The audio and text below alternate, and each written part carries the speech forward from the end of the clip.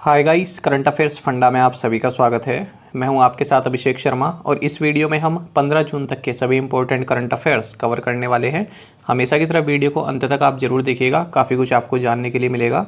साथ ही गाइस, इस सेशन को शुरू करने से पहले आप सभी को बताना चाहूँगा कि अगर आप हमारे daily current affairs PDF, weekly PDF और मंथली PDF चाहते हैं तो इस वीडियो के फर्स्ट कमेंट में दिए गए लिंक पर क्लिक करके पा सकते हैं। ज़्यादा जानकारी के लिए आप इस स्लाइड पर दिए गए सभी पॉइंट्स को ज़रूर पढ़ें। कुछ भी आप पूछना चाहें तो हमें कमेंट बॉक्स में ज़रूर लिखिएगा। तो चलिए फिर करते हैं शुरुआत इस वीडियो सेशन की। निम्नलिखित में से किसने project O2 for India launch किया? ऑप्शंस आपके सामने हैं और करेक्ट आंसर होगा option D. Office of principal scientific adviser launched the project O2 for India. जानते हैं इसके बारे में। देखिए, गवर्नमेंट ऑफ इंडिया के तहत आने वाले office of principal scientific adviser द्वारा project O2 for India launch किया गया है। इसका उद्देश्य भारत में ऑक्सीजन की मांग को पूरी करने के लिए ऑक्सीजन का एक नेशनल कंसोर्डियम बनाना है जो ऑक्सीजन प्रोडक्शन इंफ्रास्ट्रक्चर का कार्य सुचारू रूप से चला सके।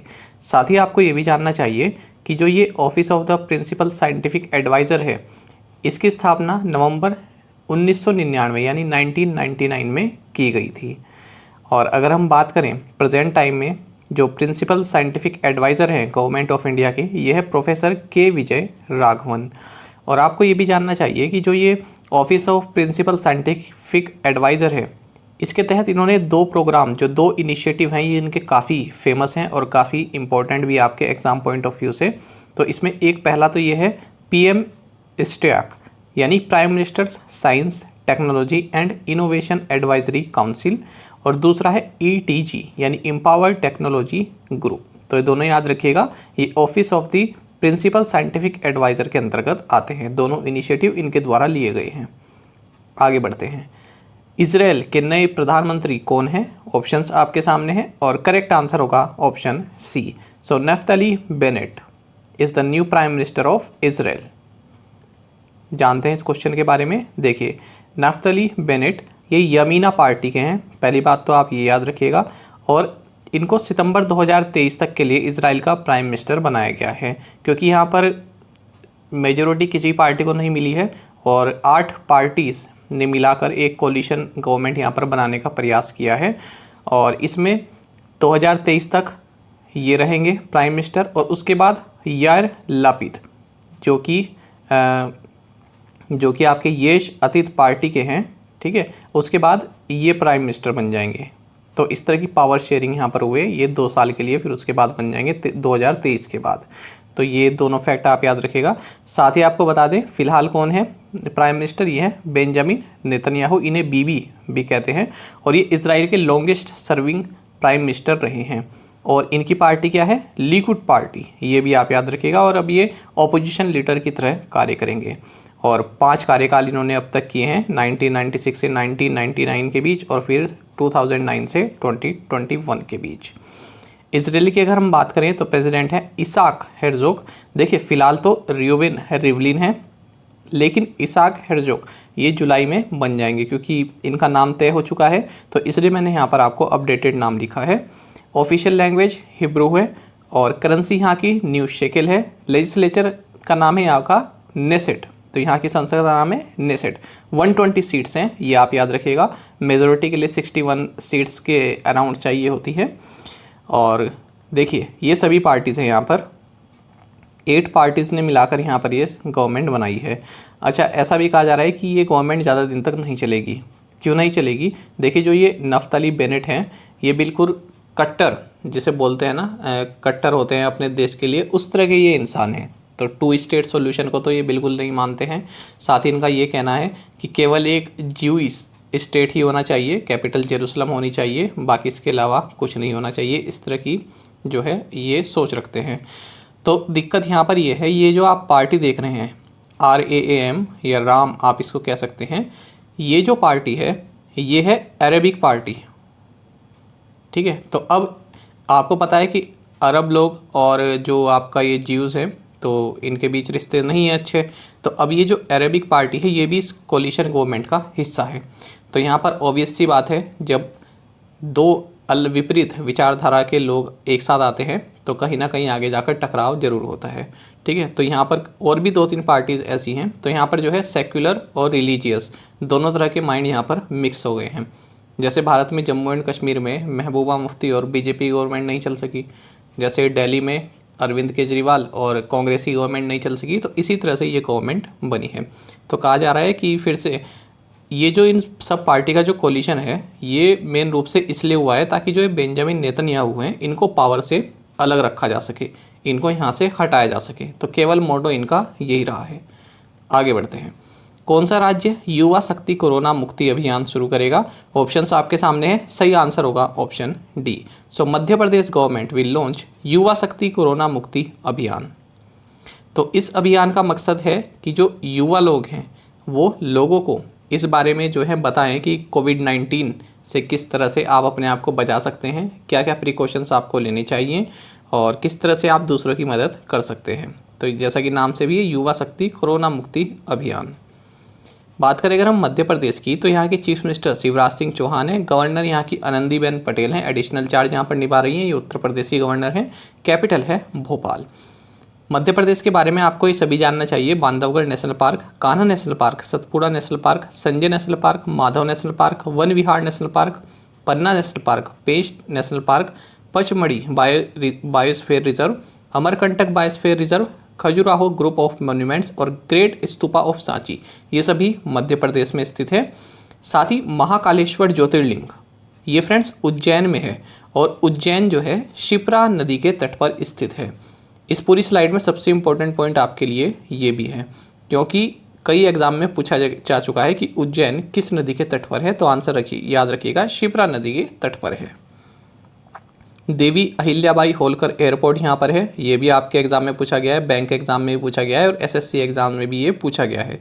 साथ ही राजा भोज इंटरनेशनल एयरपोर्ट भी यहीं पर स्थित है।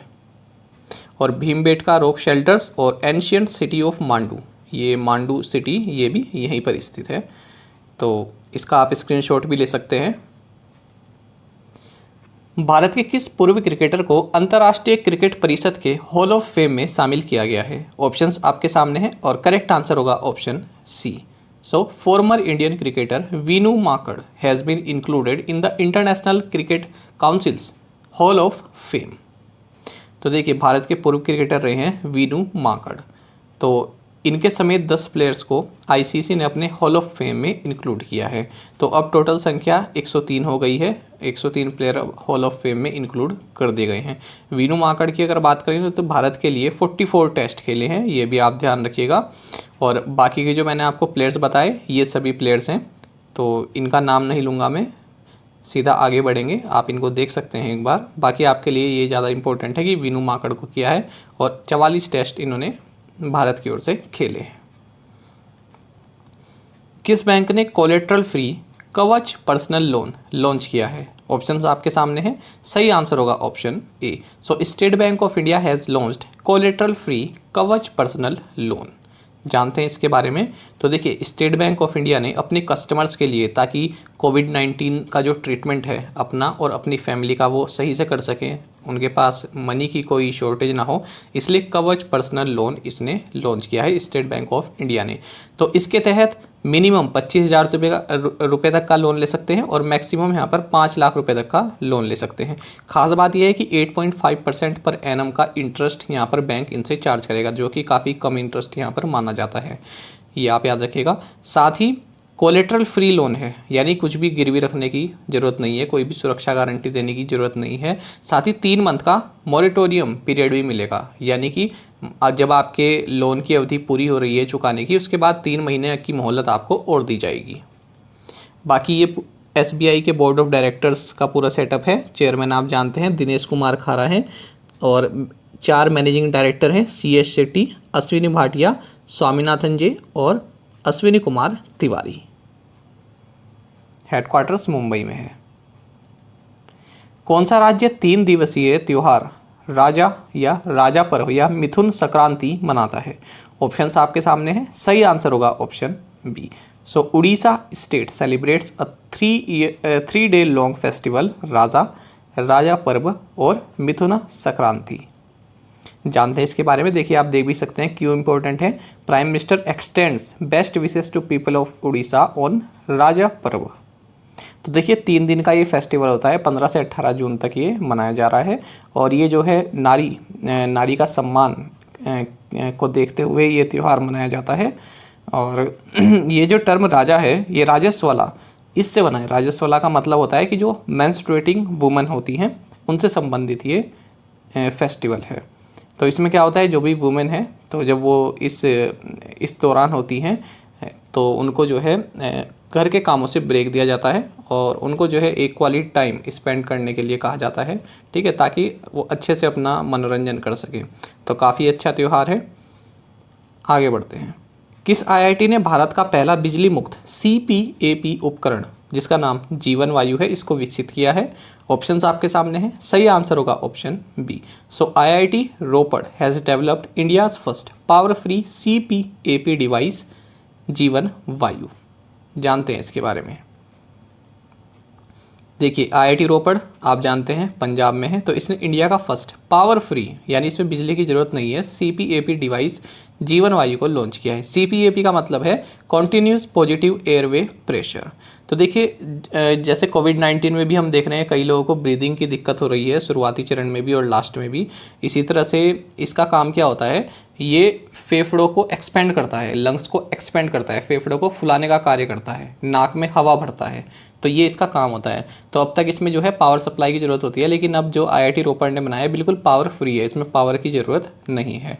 साथ ही इसका उपयोग उसमें भी किया जाता है जैसे जो बच्चे होते हैं उनके जो लंग्स होते हैं वो फुली डेवलप्ड नहीं होते हैं, तब इसकी सहायता से जो CPAP है इसकी सहायता से उनके जो लंग्स हैं उसमें उनमें जो है हवा भरी जाती है। किस राज्य ने अनुप्रति कोचिंग योजना शुरू की है? ऑप्शंस आपके सामने हैं। सही आंसर होगा option C. So Rajasthan state launched Anupriti coaching scheme. तो देखिए राजस्थान के चीफ मिनिस्टर ने अनुप्रति कोचिंग स्कीम लॉन्च की है। किस लिए? जो भी अंडर प्रिविलेज्ड स्टूडेंट्स हैं तो उनको एंट्रेंस एग्जामिनेशन और सिविल सर्विसेज, प्रोफेशनल कोर्स, इन सब की तैयारी करने के लिए जो है उपलब्ध सुविधा प्रोवाइड कराई जा सके। तो इसमें जो भी स्टूडेंट्स हैं जो शेड्यूल्ड कास्ट से हैं, जो शेड्यूल्ड ट्राइब से हैं, अदर बैकवर्ड क्लासेस से हैं, माइनॉरिटी से हैं या इकोनॉमिकल वीकर सेक्शन से हैं और इनकी जो पर एनम आय है वो 8 लाख रुपीज़ से कम है, तो इन सभी को इस स्कीम का फ़ायदा दिया जाएगा। बाकी बात करें राजस्थान की तो CM है अशोक गहलोत, गवर्नर है कलराज मिश्रा और कैपिटल है जयपुर। किसने हिंदुस्तान एरोनॉटिक्स लिमिटेड द्वारा डिजाइन और निर्मित 3 एडवांस्ड लाइट हेलीकॉप्टर्स MK3 के पहले बैच को शामिल किया है? ऑप्शंस आपके सामने हैं। करेक्ट आंसर होगा option D. So, Indian Coast Guard inducted the first batch of 3 advanced light helicopters MK3 designed and manufactured by Hindustan Aeronautics Limited। ये भी आपके लिए काफ़ी इंपॉर्टेंट क्वेश्चन है डिफेंस सेक्शन से। तो देखिए कोस्ट गार्ड ने जो है 16 एडवांस्ड लाइट हेलीकॉप्टर्स MK3 इसका ऑर्डर दिया हुआ है हिंदुस्तान एरोनॉटिक्स लिमिटेड को बनाने के लिए। तो इन 16 में से अब पहले 3 कोस्ट गार्ड को मिल गए हैं और इन्होंने अपनी सेवा में इनको इंक्लूड कर लिया है, इंडक्ट कर लिया है। आपको ये भी जानना चाहिए कि जो इंडियन कोस्ट गार्ड है इसके डायरेक्टर जनरल हैं कृष्ण स्वामी नटराजन। नई रक्षा नीति के अनुसार भारत के युद्धों और अभियानों के इतिहास का संकलन और अवर्गीकरण आधिकारिक तौर पर कितने वर्षों के भीतर दर्ज किया जाएगा? ऑप्शंस आपके सामने हैं। सही आंसर होगा option A. As per the new defence policy compilation and declassification of the histories of India's war and operations will be officially recorded within 5 years. देखिए क्या मतलब हुआ इसका। देखिए 2 टर्म है 5 ईयर्स और 25 ईयर्स, क्या अंतर है दोनों में? देखिए मिनिस्ट्री ऑफ डिफेंस ने ये कहा है कि जो भी भारत ने युद्ध लड़े हैं, जो भी भारत ने ऑपरेशन किए हैं या अभियान किए हैं, तो उनको जो है ऑफिशियली एक तरह से कंपाइल करना, क्या क्या भारत की स्ट्रेटजी रही, क्या क्या भारत ने किया उसमें, तो 5 साल के अंदर अंदर, मान लीजिए आज कोई ऑपरेशन हुआ है तो अगले 5 साल के अंदर अंदर पूरा उसका जो है कागज़ पर वो अच्छे से होना चाहिए, उसका कंपाइलेशन सही से होना चाहिए, ये कहा है मिनिस्ट्री ऑफ डिफेंस ने। उसके बाद मिनिस्ट्री ऑफ डिफेंस ने ये भी कहा है कि 25 साल के अंदर अंदर अब जो भी हमने ऑपरेशन किए हैं, जो भी हमने युद्ध लड़े होंगे, उनको हम डी क्लासीफाई कर देंगे, यानी पब्लिक स्पेस में हम उनको रख देंगे, यानी पब्लिक डोमेन में उनको हम रख देंगे। ऐसा नहीं होगा कि उनको क्लासीफाई किया जाएगा, यानी कि उनको गुप्त रखा जाएगा, उनको जो है आम जनता भी उनको देख सकती है जो एक्सेस करना चाहे। लेकिन कुछ इसमें ऐसा नहीं है कि हर किसी वॉर को कर देंगे। जैसे इंडिया चाइना का जो वॉर हुआ था तो उसकी अभी भी फाइल पब्लिक डोमेन में नहीं है, ठीक है। तो इस तरह कुछ जो है यहाँ पर एक्सेप्शन रहेंगे। तो ये जो मिनिस्ट्री ऑफ डिफेंस ने ये जो बदलाव किए हैं किसकी वजह से किए हैं? कारगिल रिव्यू कमेटी ये बनी थी, इसको हेड किया था के सुब्रमण्यम ने, और उसके बाद फिर एन वोरा कमेटी भी बनी। तो इन दोनों ने ही इस तरह के सेटअप की जो है यहाँ पर सिफारिश की थी। रक्षा क्षेत्र में अनुसंधान और नवाचार के लिए रक्षा मंत्रालय द्वारा कितनी बजटीय सहायता को मंजूरी दी गई है? ऑप्शंस आपके सामने हैं, सही आंसर होगा option B. So a budgetary support of 499 crore rupees has been approved by the Defense Ministry for Research and Innovation in the Defense Sector। तो देखिए डिफेंस सेक्टर में रिसर्च एंड इनोवेशन के लिए 498.8 करोड़ रुपीस का budgetary support यहाँ पर दिया गया है। किसे दिया गया है? Innovations for defence excellence IDEX, defence innovation organisation, जो ये ऑर्गेनाइजेशन है इसको दिया गया है अगले 5 साल के लिए। तो देखिए ये जो आप टर्म देख रहे हैं IDEX DIO, तो ये जो है डिफेंस मिनिस्ट्री के अंतर्गत आती है और इसी के ऊपर ये जिम्मा दिया हुआ है, इसी की जिम्मेदारी दी हुई है कि भारत जो है अपने बलबूते पर जो मैन्युफैक्चर कर सके, डिफेंस इक्विपमेंट जो हैं उनको मैन्युफैक्चर कर सके और सेल्फ रिलायंस बन सके, तो उसकी जिम्मेदारी इसको दी हुई है। तो इसी को ये बजट जो है दिया गया है। और साथ ही आपको ये भी जानना चाहिए कि डिफेंस मिनिस्ट्री ने एक टारगेट भी रखा हुआ है, ये आपके लिए काफ़ी इंपॉर्टेंट है। तो नेक्स्ट 5 ईयर में डिफेंस मिनिस्ट्री ने टारगेट रखा है कि टोटल 1.75 लाख करोड़ रुपए का या फिर $25 बिलियन का टर्नओवर हम प्राप्त करेंगे। और इसी के साथ डिफेंस मिनिस्ट्री ने ये भी टारगेट रखा हुआ है कि इसके अंतर्गत ही जो $5 बिलियन यानी 35,000 करोड़ रुपए का हम जो मिलिट्री हार्डवेयर है उसको एक्सपोर्ट करेंगे, ठीक है। तो इतने रुपए तक का या इतने डॉलर तक का मिलिट्री जो हार्डवेयर है, जो इक्विपमेंट है, उनको हम एक्सपोर्ट करेंगे। तो सेल्फ रिलायंस की तरफ यहाँ पर जो है भारत का जो डिफेंस सेक्टर है वो बढ़ता हुआ दिख रहा है। किस मंत्रालय ने CAIMS लॉन्च किया? ऑप्शंस आपके सामने हैं, सही आंसर होगा option D. So ministry of youth affairs and sports launched CAIMS। अब ये CAIMS का मतलब है central athlete injury management system. नाम से ही आपको पता चल गया होगा कि किस लिए है। तो देखिए जो union minister for youth affairs and sports हैं किरण रिजिजू, तो इन्होंने central athlete injury management system CAIMS इसको लॉन्च किया है। तो इसका मकसद क्या है? जो एथलीट्स हैं उनको स्पोर्ट्स मेडिसिन और रिहैबिलिटेशन सपोर्ट प्रोवाइड कराना। यानी कि मान लीजिए कोई एथलीट है, जिस जगह भी उसका घर है, जहाँ पर भी वो रहता है, और उसको वो किसी इंजरी से गुजर रहा है, तो उसको जो मेडिकल फैसिलिटी है वहीं पर प्रोवाइड कराना, एक उन्नत क्वालिटी की मेडिकल फैसिलिटी उसको उसी जगह पर प्रोवाइड कराना, ये इस स्कीम का मेन उद्देश्य है। साथ ही आपको ये भी जानना चाहिए इसकी एक फेमस जो आपका ये स्पोर्ट्स मिनिस्ट्री है, इसकी एक फेमस स्कीम ये भी है, overview of target Olympic podium scheme, जिसे टॉप्स भी बोलते हैं। तो याद रखिएगा 2014 में सबसे पहले इसको लॉन्च किया गया था और इसका मकसद यही है कि जो भी ओलंपिक में भारत की ओर से जो पार्टिसिपेट करें और भी जो इंटरनेशनल इवेंट्स होते हैं, तो उनमें जो भी हमारे प्लेयर्स होते हैं उनको एक अच्छा इंफ्रास्ट्रक्चर प्रोवाइड कराया जाए, अच्छे कोचेस इनको प्रोवाइड कराए जाएँ। तो याद रखिएगा टॉप्स। बुजुर्ग दुर्व्यवहार रोकथाम दिवस किस दिन मनाया जाता है? ऑप्शंस आपके सामने हैं, सही आंसर होगा option D. So world Elder abuse awareness day is observed on June 15।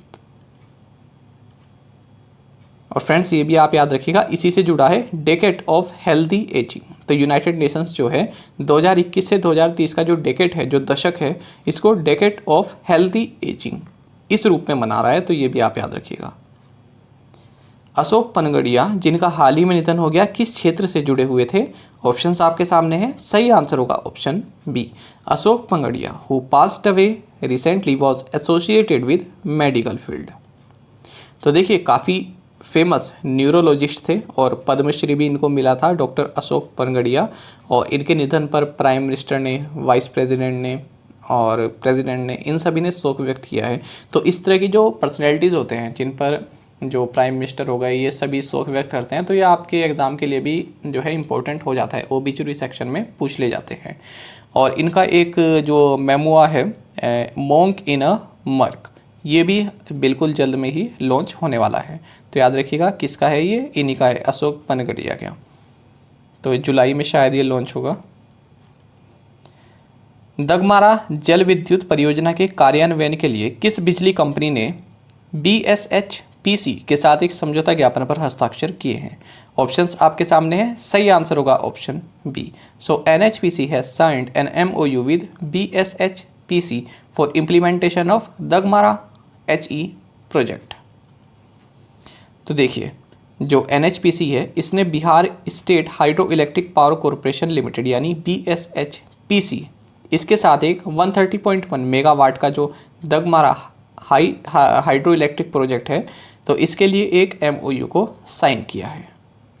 NHPC के बारे में आपको जानना चाहिए कि इसके CMD यानी chairman and managing director Abhay Kumar Singh हैं और NHPC का हेडक्वार्टर्स फरीदाबाद हरियाणा में है।